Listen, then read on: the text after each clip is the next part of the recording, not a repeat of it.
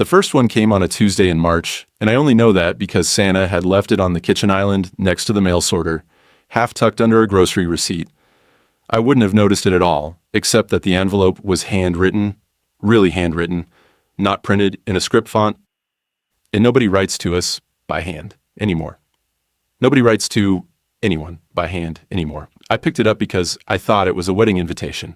We'd been getting a few that spring, friends from Santa's doctoral program, mostly people I'd met at department mixers and couldn't always match to the right discipline.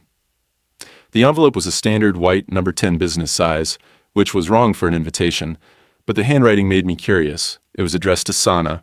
Full name, Sana Kaur Rajan. Our address? No return address. The postmark was local Chicago. IL dated the day before. I put it back where I found it and didn't think about it again until dinner. Sana came home around 7. She teaches 3 sections of undergraduate cognitive psychology at Loyola and holds office hours on Tuesdays that routinely run an hour past their posted end because Sana is the kind of person who will sit with a struggling student until the struggle actually resolves. This is one of the things I love about her. It's also one of the reasons she comes home with her shoulders pulled up around her ears, like she's bracing for a collision. She already survived. She dropped her bag on the bench by the door, kissed me on the temple. Her standard hello, delivered in transit between the door and the refrigerator, and opened the letter while standing in front of the open fridge, reading it with one hand while her other hand moved a container of leftover dal to the counter. I was at the stove making rice. I asked who it was from. She made a sound. Not quite a laugh. More like the sound you make when something lands in an unexpected register and you haven't decided yet how to receive it. Someone being weird? She said. Weird how? She read part of it to me. I don't remember the exact words anymore because I wasn't listening carefully. I was watching the rice, but the substance was this. The letter writer knew they were going to die tomorrow. Not in a metaphorical sense, not in a crisis sense, in a calm, logistical, stated as fact sense. They wanted Santa to know something about the way light comes through a window in the late afternoon and touches the rim of a glass, and how that image had sustained them. And they were grateful to have someone to tell. It was strange, I'll say that. But it was the kind of strange that felt literary rather than threatening, like someone in a writing workshop had decided to make their assignment feel real by mailing it. Probably one of your students, I said. Sana folded the letter and put it back in the envelope and set it on the island. My students don't know my home address. Department directory? Doesn't list home addresses, just office and email. Okay, some kind of art project. Chain letter thing. She shrugged with one shoulder, which is the gesture she uses when something isn't resolved, but she's decided to stop spending energy on it. We ate dinner. We watched 40 minutes of a show we were 3 episodes behind on. Santa graded in bed while I read next to her, and that was Tuesday. I should tell you about us so you understand the shape of what came after. Sana and I have been married for 4 years. We met at a conference in Toronto. She was presenting. I was attending because my firm had a booth in the vendor hall. I do data infrastructure consulting for mid-sized healthcare companies. It is exactly as unromantic as it sounds, and I'm genuinely good at it. And I find it satisfying in a way I've stopped trying to explain to people at parties. Sana's work is more interesting to describe. She studies how repeated exposure to false information changes not just belief, but the architecture of recall itself. But she would tell you that my work is more useful, and she would mean it, and that generosity is another thing I love about her. We have a good marriage. I want to be clear about that because the rest of this is going to make it sound like we don't or didn't, and I need you to understand that what happened didn't come through a crack. There was no crack. We were happy in the unspectacular, functional way that people who have built a shared routine and genuinely like each other are happy. We cooked together most nights. We had a running argument about whether the bedroom window should be open or closed while sleeping that had been going on for 3 years and had become a kind of joke neither of us wanted to resolve because the arguing itself was a form of intimacy We were trying to have a kid, not with urgency, Sana's 34, I'm 36, but with the kind of low-grade, optimistic intention that lets you be disappointed each month without being devastated. We were fine. We were good. The second letter arrived on Friday. Same envelope. Same handwriting. Same local postmark. Dated Thursday. No return address. Sana was home before me that day. When I came through the door, she was sitting at the kitchen island with the letter open in front of her, and a look on her face I didn't immediately recognize. Not fear, not confusion. Something more like the expression you see on someone standing in a museum in front of a painting that is affecting them more than they expected. Another one? I said. She nodded. Same person. Same handwriting. They don't sign their name. What does this one say? She hesitated. It was brief, maybe 2 seconds, but I noticed it. Sana is not a hesitator. She is direct in a way that occasionally startles people who expect more social cushioning, and I have always admired this about her. They're dying tomorrow again, she said. That's what they say. They're going to die tomorrow. Tomorrow, as in this coming Saturday? That's what they wrote. I will die tomorrow. Same as the last one. So either they keep not dying and writing new letters about dying tomorrow, or they did die and someone else is continuing the, I know, she said. I noticed the problem. I sat down across from her, and she slid the letter toward me. I read it. It was about a stairwell. The writer described a stairwell in an apartment building, not ours, and the specific sound that feet make on poured concrete stairs when the building is quiet and the stairwell functions as a kind of vertical echo chamber. They described the way this sound had changed for them over the course of their life. When they were young, it was exciting. A sound associated with leaving the apartment, going out into the city. In their middle years, it became neutral, just a transitional noise. And recently, they didn't say how recently it had become the most significant sound in their day. The sound of their own weight, moving through a space that would go on existing after they stopped. Then they wrote, I'm telling you this because tomorrow I won't be able to hear it, and the hearing needs to go somewhere. I've chosen you. Thank you. And I want to be honest about this. It was beautiful. The writing was careful and precise and emotionally controlled in a way that made the feeling underneath it land harder. It did not read like a student's work. It did not read like a chain letter or an art project or a prank. It read like someone who was genuinely dying, had sat down with a good pen and a clear mind and chosen to tell a stranger one true thing about being alive. We should call the police, I said. Sana looked at me. If someone is actually dying, and tell them what?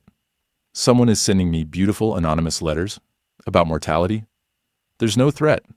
There's no name. There's no return address.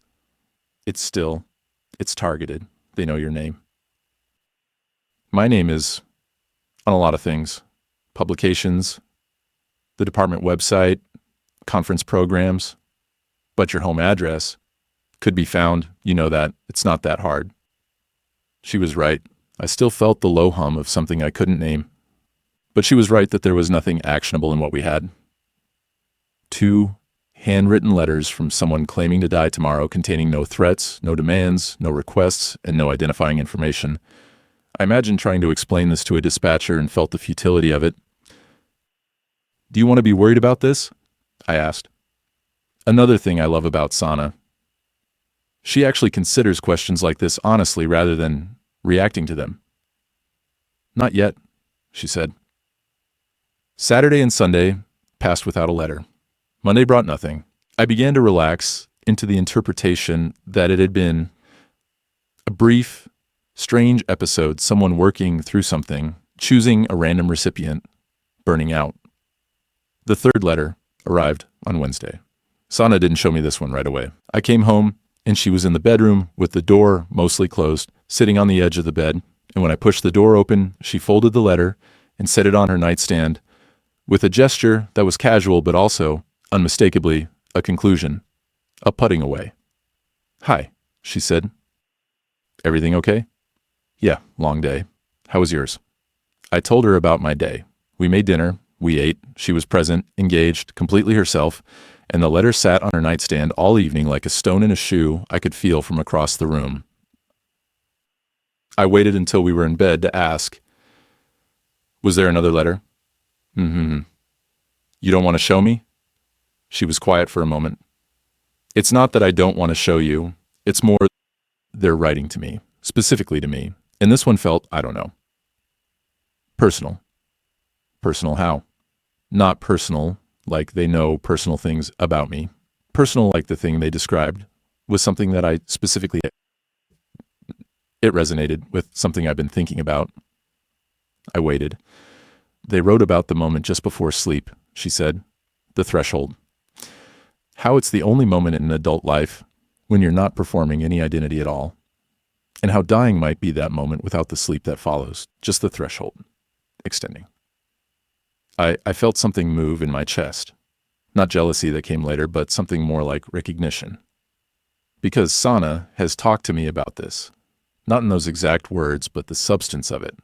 The liminal space before sleep. She's mentioned it in the context of her own research. How the brain's filtering systems relax in that pre-sleep window. How it's the moment when confabulated memories are most likely to be incorporated because the architecture of skepticism is shutting down. "That is personal," I said. "It's probably coincidence. The pre-sleep thing is universal. Anyone could write about it, and it would resonate with anyone." "You're right. I know. So why did you fold it up when I walked in?" Another silence. Longer this time. Sana rolled onto her side to face me in the dark. I could see the outline of her, the streetlight through the window open, because she'd won that night's iteration of the argument, catching the edge of her jaw. "Because it felt like mine," she said. "And I don't know what that means yet." She fell asleep before I did. I lay there listening to the sound of her breathing shift from the controlled cadence of wakefulness into the slower, more irregular rhythm of sleep. And I thought about thresholds. And I thought about the person who was supposedly dying tomorrow. And I thought about the fact that Sana had read something a stranger wrote and called it mine. And I couldn't identify what I was feeling except that it was new. And I didn't like it. The letters continued. Over the next 3 weeks, they arrived at a pace of roughly 2 per week, always on weekdays, always with the same handwriting and local postmark, always addressed to Sana by her full legal name, always without a return address or signature, always containing the same claim. "I will die tomorrow." And always this is what began to matter more than the impossibility containing something beautiful. I should tell you what I mean by that, because I'm aware of how it sounds. I don't mean beautiful in a greeting card way. I mean that each letter contained a single, precisely rendered observation about ordinary experience that arrived with the weight of someone who understood they were perceiving it for the last time. One letter was about the smell of rain on warm concrete and how it changes register when you breathe through your mouth versus your nose. One was about the sound a kitchen faucet makes when you turn it off, the half second of vibration in the pipes that is the plumbing remembering the water. One was about the specific quality of attention that happens in the last few seconds of holding a hot mug. When the warmth is almost equalized with your hands and you're about to set it down, and how that almost gone warmth is more present than the full heat was.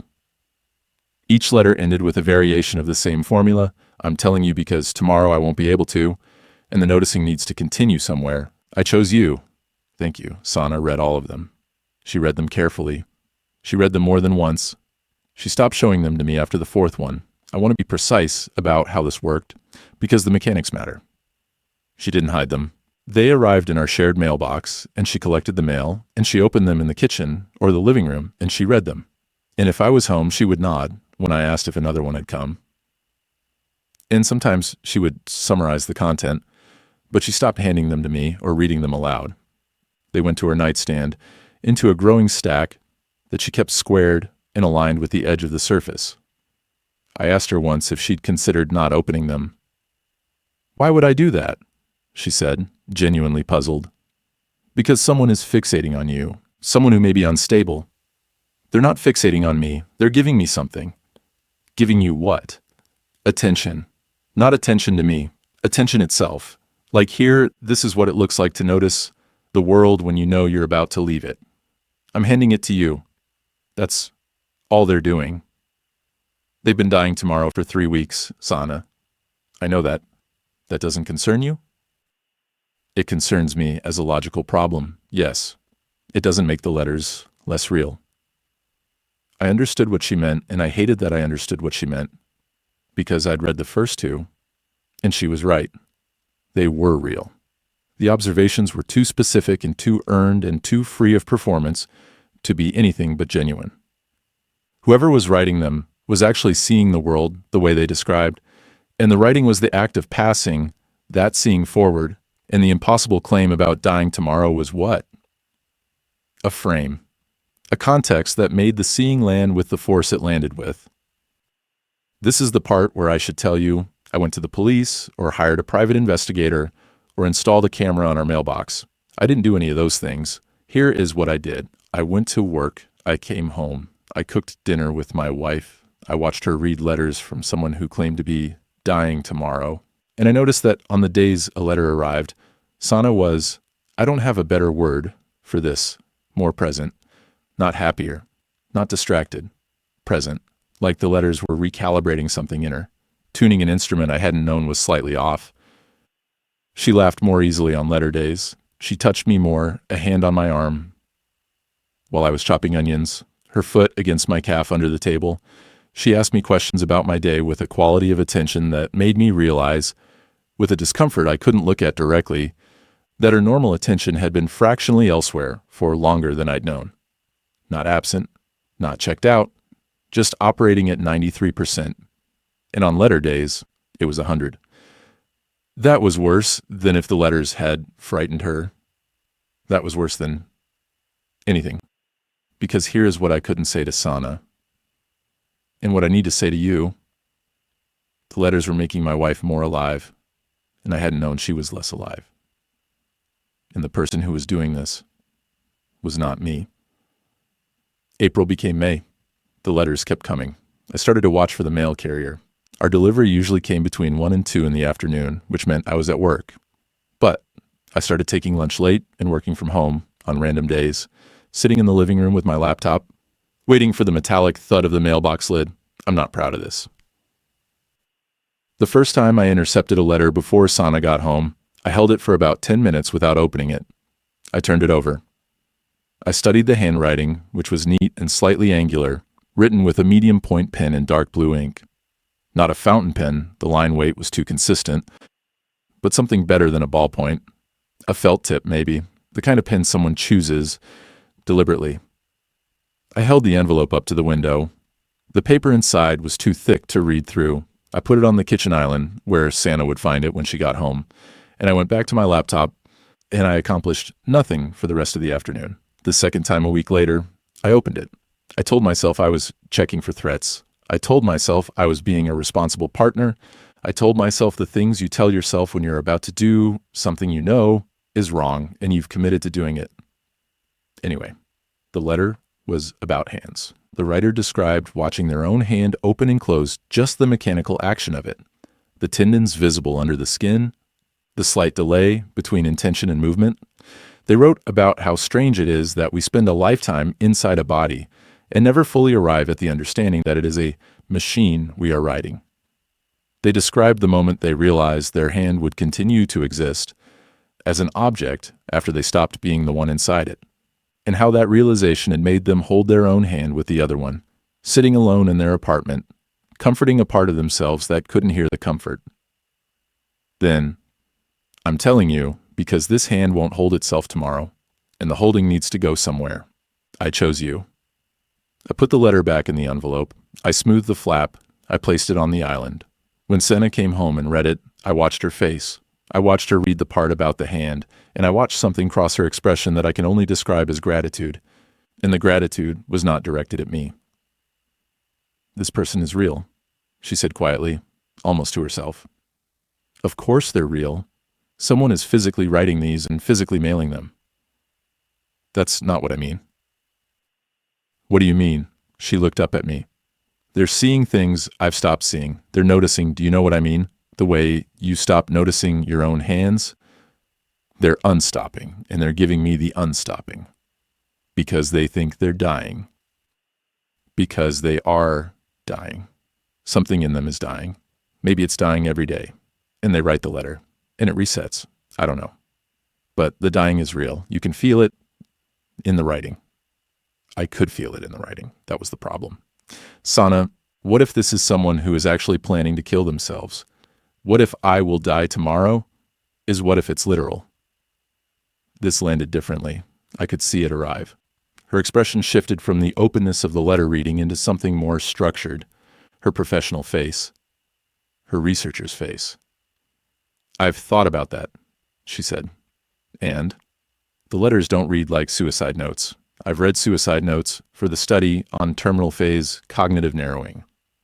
The linguistic signature is different. Suicide notes get simpler, the vocabulary contracts, the sentences shorten. These letters are there expanding. Each one is more perceptually rich than the last. That's not what a person approaching suicide sounds like. So, what does it sound like? She was quiet for a long time. It sounds like someone who has found a way to die daily and come back, she said. Like a practice. Like they've figured out how to reach the threshold, the thing I study, the moment before the filters go down. And they're sitting back what they see from there. I went to bed that night and didn't sleep for a long time. I lay next to Sana and listened to her breathe, and I tried to identify what exactly was wrong. Beyond the obvious, because the obvious, a stranger writing to my wife, was insufficient to explain the feeling. The feeling was heavier than the situation warranted. The feeling was that something in my house had tilted, not violently, but by a degree or two, and everything was slowly sliding toward a corner I couldn't see. In the second week of May, Sana started writing back. She told me about it casually, the way you'd mentioned replying to an email. She was at the kitchen counter making coffee, and she said, I wrote back to the letter person. How? There's no return address. I left a letter in our mailbox with the flag up, addressed to the writer. If they're watching for when their letters arrive, if they're in the neighborhood. You think they're in the neighborhood? The postmark is Chicago. The letters arrive the day after they're postmarked. They're close. Sana. What? You don't think leaving a letter for an anonymous stranger who knows your home address is you don't see how that could be a problem? She poured her coffee. She took a sip. She looked at me over the rim of the mug with an expression of such patient, affectionate clarity that I felt absurdly like I was the one doing something wrong. I described the sound the radiator makes in my office when it's cycling on, she said. That's all. I described a sound. The way they describe things. I wanted to see if I could do it. And? It took me 40 minutes to write 3 sentences. 3 sentences about a sound I've heard 10,000 times. And when I was done, I could still hear it. Here, in the kitchen. The real one. In my office. 6 miles away. I could hear it. I didn't say anything. That's what the letters are doing, she said. They're teaching me to hear. The reply she'd left in the mailbox was gone when she checked after work that day. Whether the letter carrier had taken it, it wasn't properly addressed, had no stamp, or whether someone had physically come to our mailbox and retrieved it, we had no way to know. But 2 days later, the next letter from the writer referenced the radiator. Not by name, not thank you for writing about your radiator. Instead, the letter was about the way machines that heat spaces become members of the household over time, how their mechanical cycles become a kind of breathing that you only notice when it stops, and how the silence left by a heating system between cycles is a different quality of silence than the silence in a room that has no such system at all. It was a response. It was unmistakably a response. The writer had received Sana's letter and had written back about the same phenomenon, deepening it, extending it, and folding it back to her with the tenderness of someone handling something fragile that belongs to someone they care about. I read this one because Sana showed it to me. She showed it to me because she wanted me to see what the exchange had produced. This third thing, neither her observation nor the writer's, but something collaborative. She was excited, not in a giddy way, in the way she gets when a study yields unexpected data. Her eyes were bright. Her hands moved when she talked. "Do you see?" she said. They took what I noticed, and it's like they heard the overtones, the things I was noticing without knowing I was noticing them. They gave them back to me, explicit. Who were they? I don't know. Does that bother you? It should, right? It should bother me. She looked at the letter again. It doesn't. Something was building in our apartment that I didn't have vocabulary for. Not tension exactly, not suspicion. More like the air was becoming denser, richer.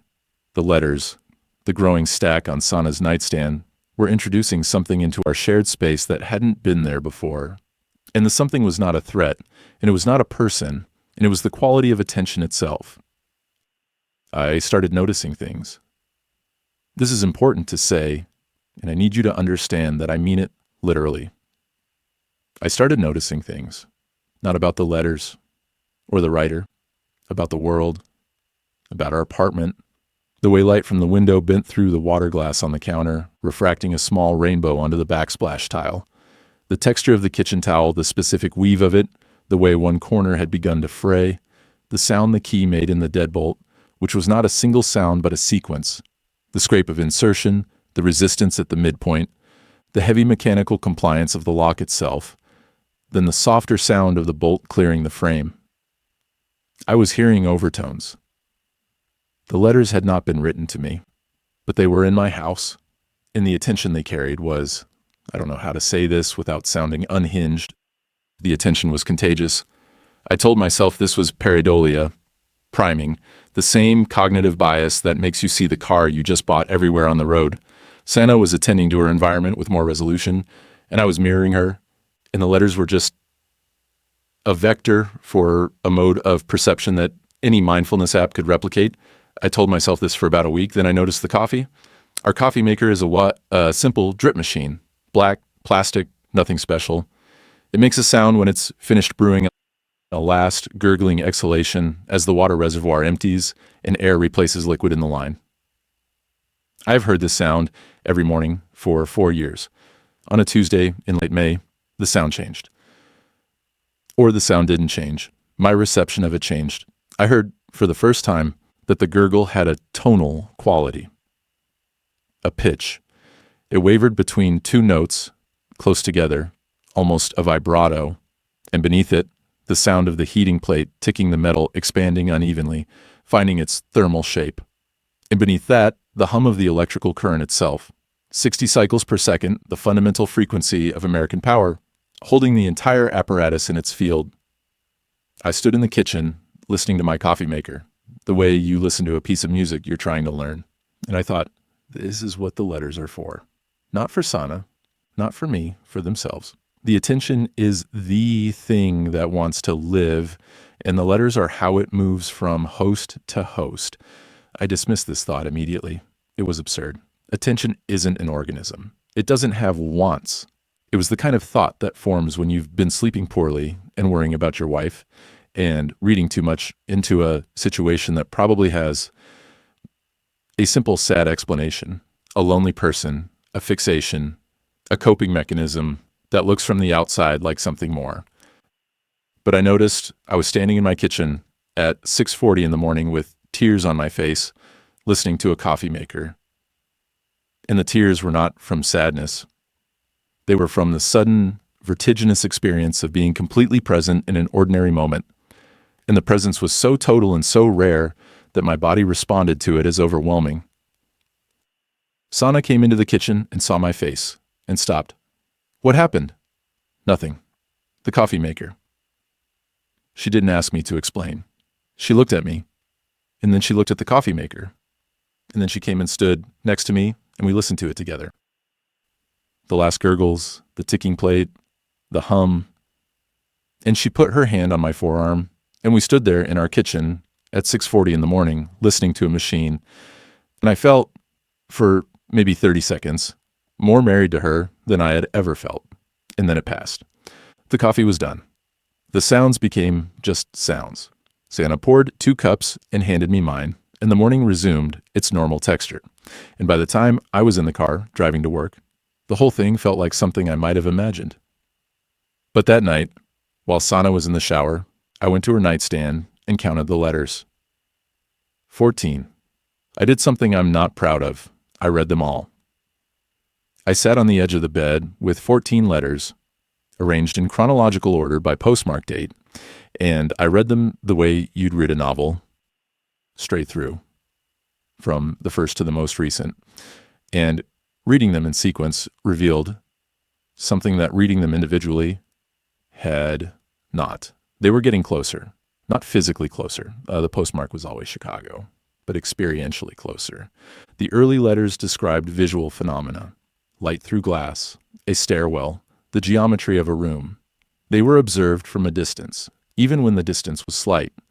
By the 5th or 6th letter, the observations had moved to the body, the hand letter, a letter about the feeling of cold water on the throat, one about the weight of a head on a pillow, the actual gravitational fact of it, 7 or 8 pounds of skull and brain pressing into fabric and foam.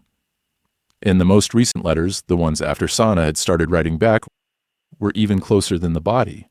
They were about the experience of experiencing, the texture of attention itself, the way concentration has a physical feeling in the space behind the eyes, the quality of recognition, what it actually feels like when you see something you've seen before, and your brain says, yes, that, I know that. Whoever was writing these letters was moving inward, through the external world, through the body, into the mechanism of perception itself. In the destination, I could feel this, reading them in sequence, the way you can feel the slope of a hill. By watching water, the destination was not the writer's own consciousness. It was Sana's. The letters were approaching my wife. I put them back, exactly as I'd found them, squared, aligned with the edge of the nightstand, and I sat there in the bedroom of the apartment I share with the woman I love, and I tried to think clearly. What I had were 14 letters, written by an anonymous person, containing no threats, making one impossible claim repeatedly, and demonstrating a quality of perceptual attention so precise and so generous that my wife was happier, more present, and more engaged with her own life than she had been in years. Nothing about this situation was harmful. Nothing was threatening. Nothing was wrong. Everything was wrong. I brought it up that weekend. Saturday morning, both of us home, the particular luxury of an unstructured day. I want to talk about the letters, I said. Sana was on the couch with her laptop. Not working, browsing, I think, or reading. She closed the laptop. Okay. Who do you think is writing them? I don't know. Does that bother you now? You said before that it didn't. She considered this. It bothers me that it doesn't bother me, which I recognize is a strange thing to say. Has your correspondence continued?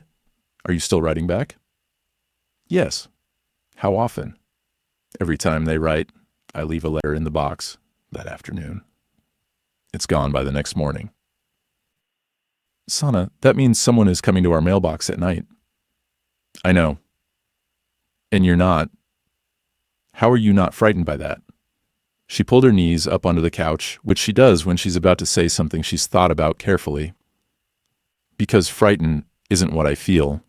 And I think if I should feel frightened, and I don't, that's worth paying attention to, rather than overriding.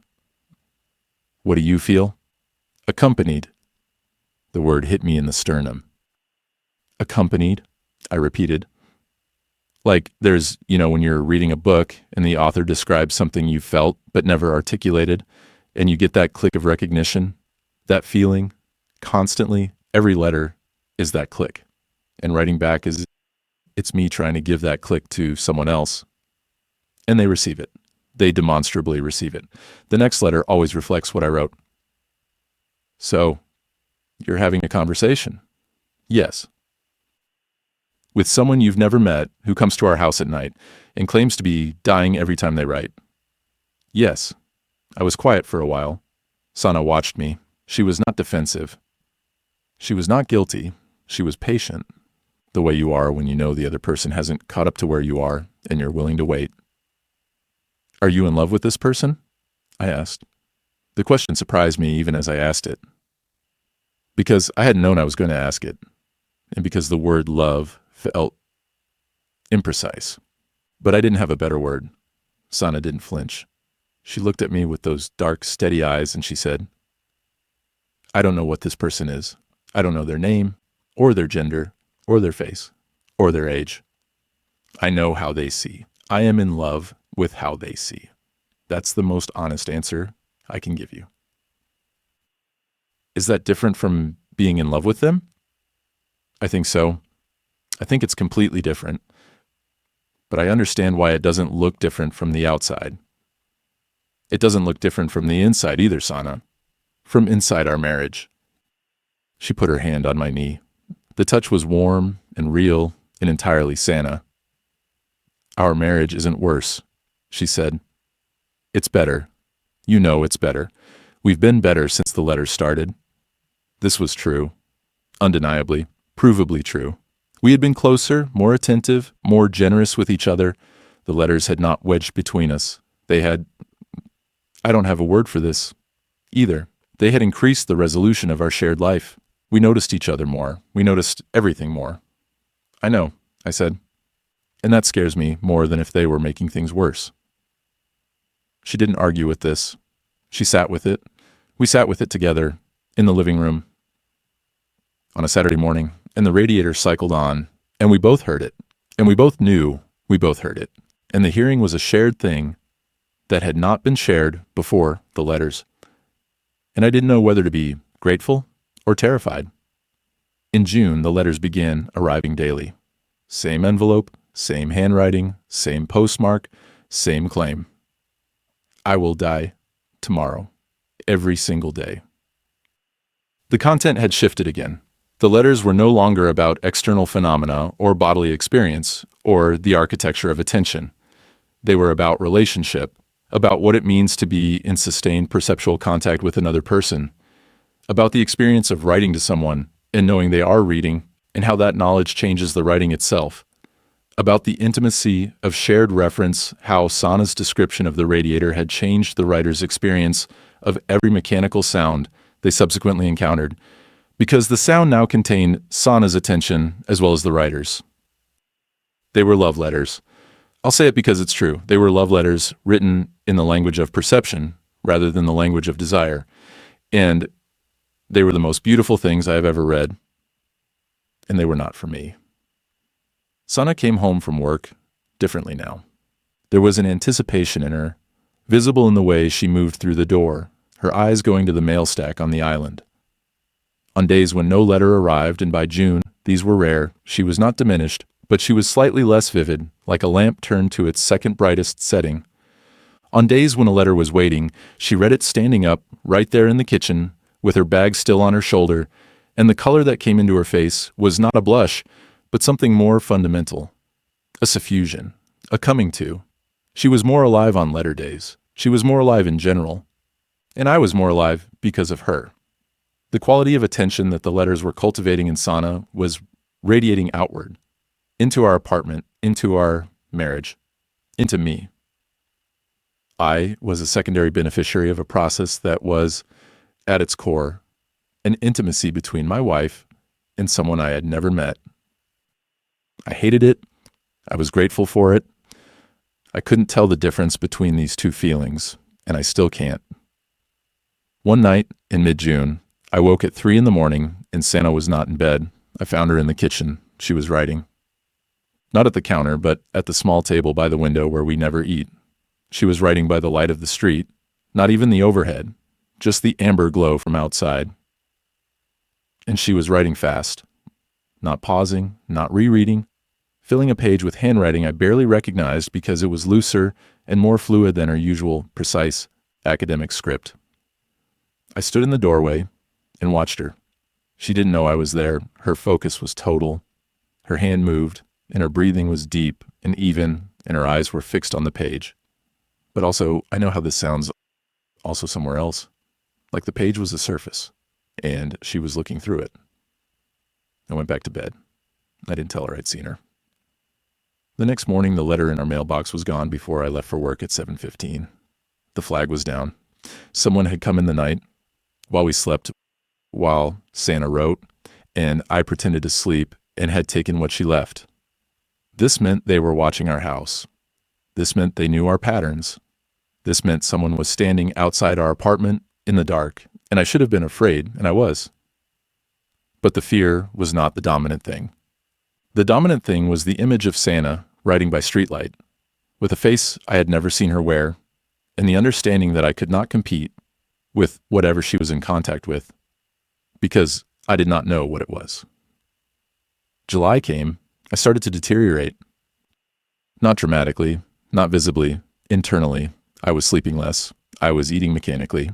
My work, which I have always been able to rely on, which has always been the one part of my life that functions on its own momentum, my work began to blur. I sat in meetings and heard words and processed them and responded appropriately, and none of it touched me.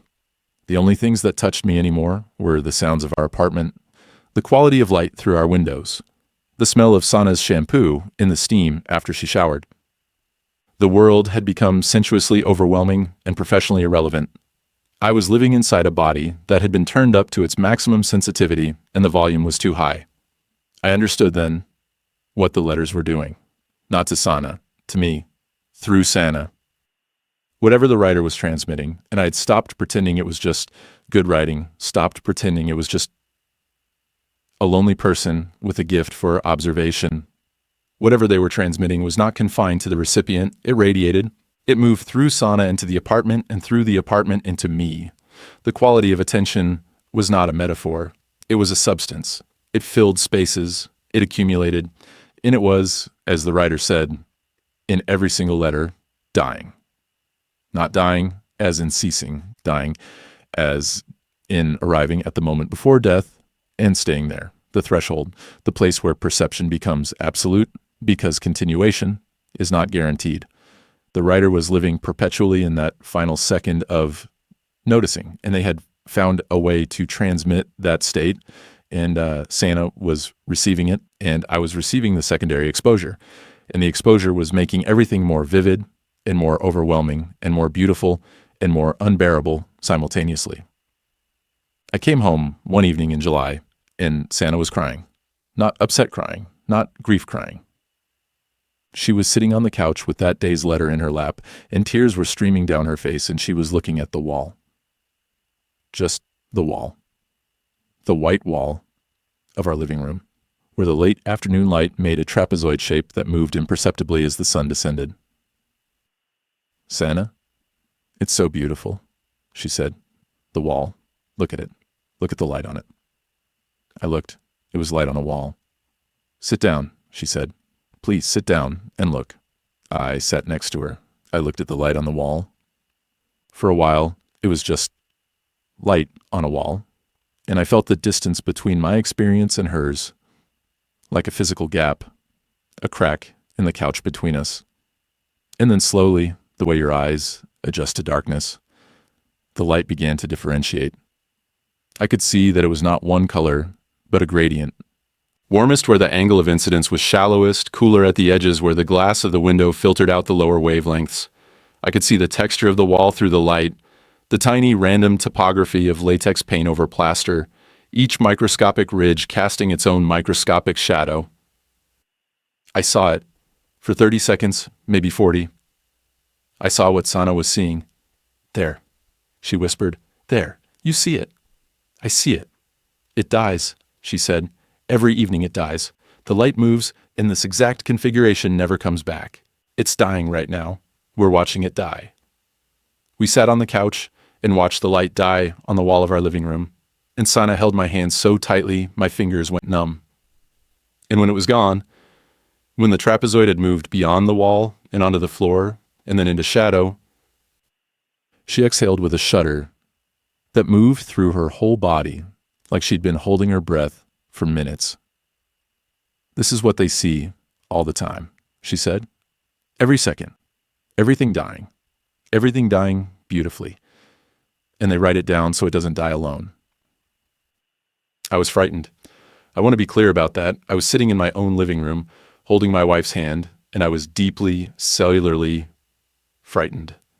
Not of the letters, not of the writer, of the seeing, because the seeing was real and it was too much, and it was changing Santa faster than it was changing me, and the gap between us was no longer emotional, but perceptual.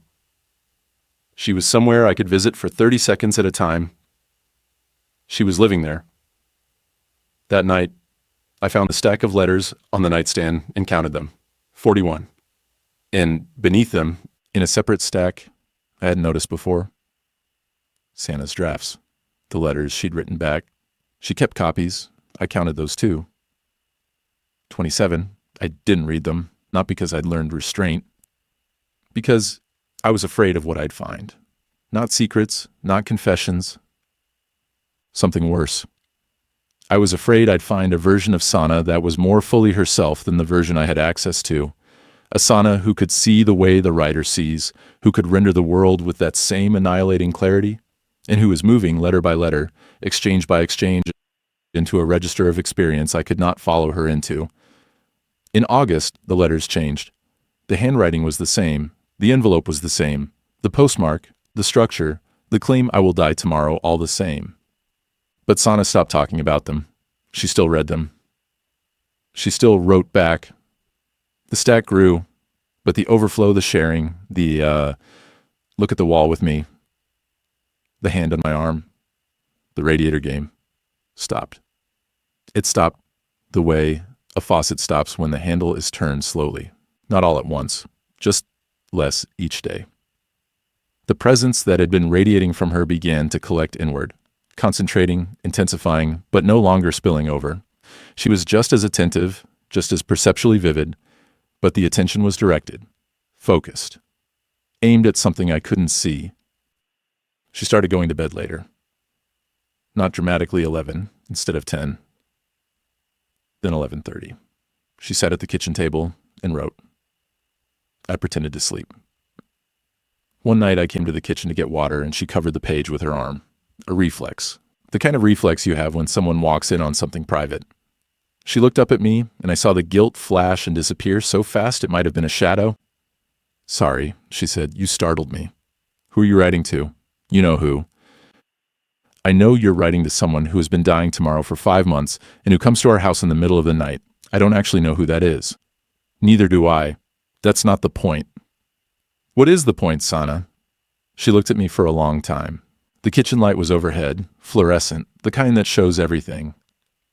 Under that light, she looked exactly like herself and also like someone standing at the edge of something, leaning forward, weight shifting. The point is that I can see now, she said, really see. And I want to see more, and they can show me more. And I don't know how to explain that to you without it sounding like something it isn't. What isn't it? An affair, an obsession, a breakdown. It isn't any of those things. Then what is it? It's a correspondence, she said, between one way of seeing and another. And the place where they meet is I've never been anywhere like it. The writing is the place.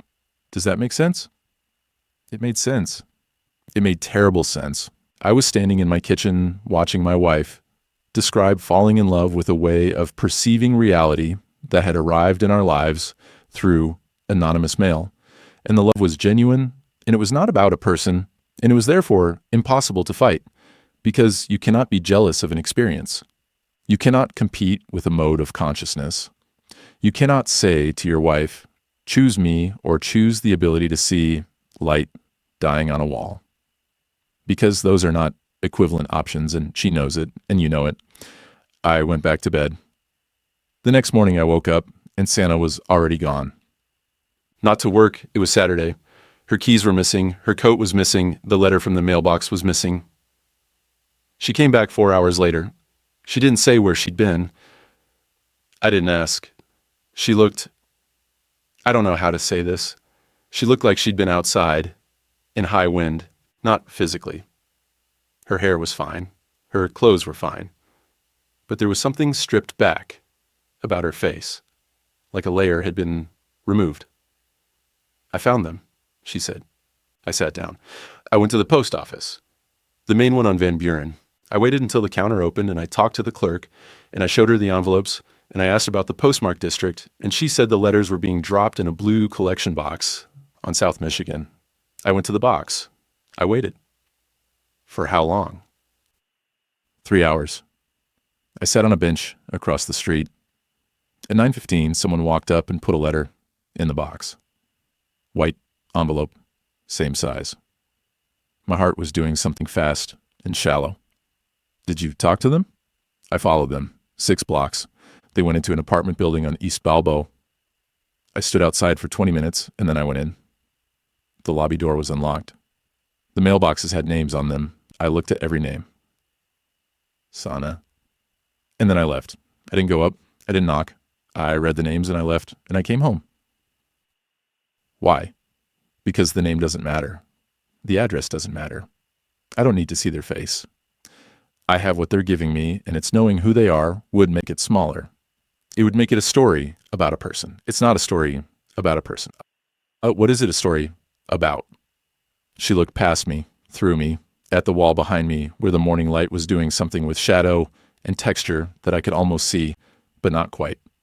Dying, she said. It's about dying. It's about what's visible from the threshold.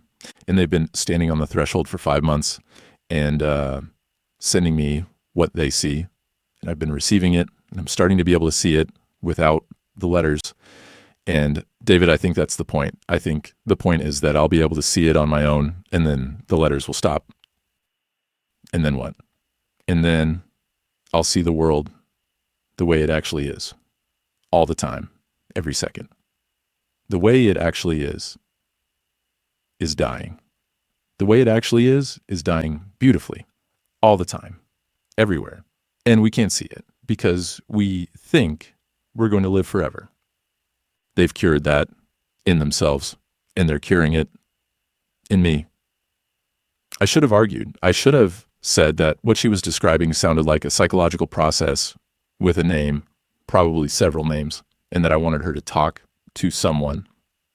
I should have said that the person she followed was a real person in a real apartment building who was engaging in behavior that was, at minimum, fixational and possibly dangerous. I should have said that our marriage was buckling under the weight of an intimacy she was sharing with a stranger.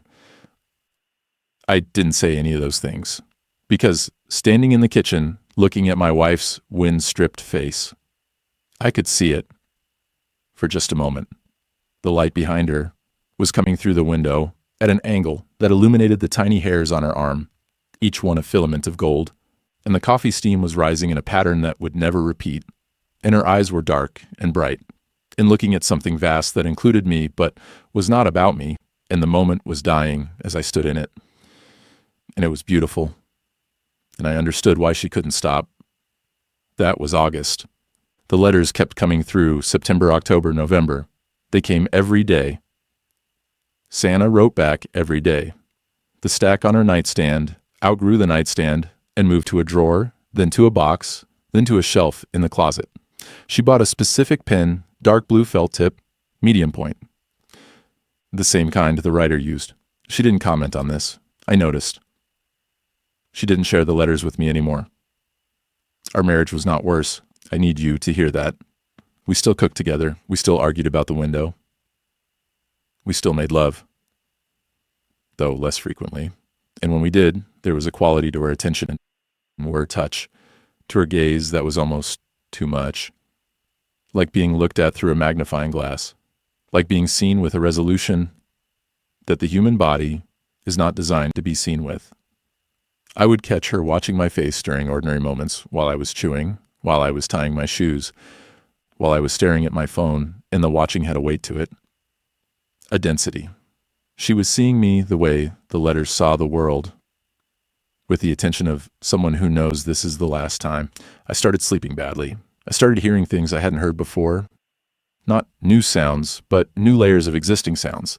The building's elevator mechanism at night, a low hydraulic murmur I could feel through the mattress, the expansion and contraction of the window frame as temperature changed. Sana's heartbeat, which I could hear when she was lying close enough, and which had a rhythm that seemed, some nights, to be syncing with something I couldn't identify. The attention was still spreading. Through Sana, into the apartment, into me. Secondhand, dilute, but cumulative. In December, the letters stopped. No warning, no final letter, no farewell. Tuesday's mail brought the usual envelope, and Wednesdays didn't, and neither did Thursdays. Santa checked the mailbox 3 times on Friday. Saturday, she went to the Blue Collection Box on South Michigan and sat on the bench for 4 hours. No one came. She came home that evening, and she was different. Not devastated, not frantic, contained. She moved through the apartment with a quiet precision that reminded me horribly of the letters themselves, each action complete, each gesture fully inhabited. She made tea and drank it standing at the counter, and I watched her hold the mug with both hands, and I remembered the letter about the mug, the almost gone warmth, the moment before setting it down, and I saw her feeling it, feeling the exact thing the writer had described, living inside the noticing. "They died," she said. "You don't know that." "They said they would. Every letter. I will die tomorrow." And now they have. Or they stopped writing. People stop. She shook her head, not an argument, in certainty, the kind of certainty that doesn't come from logic. "They died," she said again. "And before they died, they put everything they had into the letters. Into me. So the seeing wouldn't stop." She put the mug down. She looked at her hands. She opened and closed her right hand, slowly, watching the tendons move under the skin, and I recognized the gesture from the letter I'd read in May. The hand letter. The one about watching your own hand and understanding it will continue to exist as an object after you stop being inside it. "I can see it now without them," she said. "All the time. Everything is dying, and everything is beautiful, and I can see it." She looked at me with an expression I cannot describe because I've never seen it on a human face before. It was not happiness. It was not grief. It was the expression of someone who is perceiving reality at a resolution that includes both the beauty and the dying simultaneously, and has accepted that these are not two things, but one thing, and the one thing is unbearable and total, and she is choosing to bear it. "Can you?" she asked. "Can you see it?" I looked at her, my wife, Sana, standing in our kitchen in the fluorescent light that shows everything, with her dark hair and her steady eyes and her hands that had been holding a mug and were now holding nothing. And the nothing was visible. I could see her holding the nothing. I could see the space where the warmth had been. "Sometimes," I said, "a little. Through you." "Is it enough?" I didn't answer because I didn't know. That was 3 months ago. The letters have not resumed. Sana has not deteriorated. She goes to work. She teaches her 3 sections. She comes home. We cook.